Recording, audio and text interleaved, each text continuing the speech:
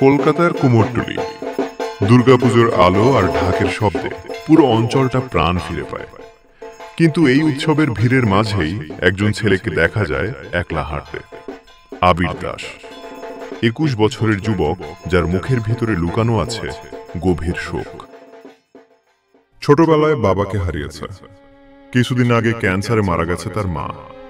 এখন সে থাকে বুড়ো ঠাকুমার সঙ্গে, পুরনো ভেঙে পড়া একটা বাড়িতে।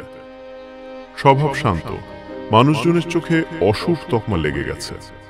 তার স্কুল কলেজের বন্ধুরা দূরে সরে গেছে। জীবনের প্রতিটি দিন সে কাটিয়ে দেয় একা।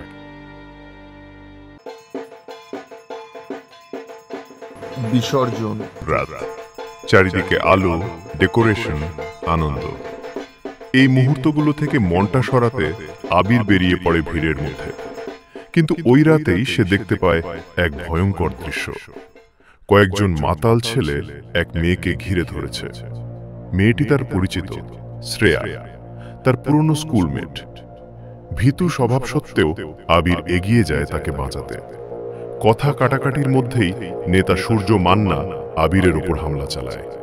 তার বাবার ক্ষমতা আর টাকায় বেপরোয়া হয়ে ওঠা এক যুবক।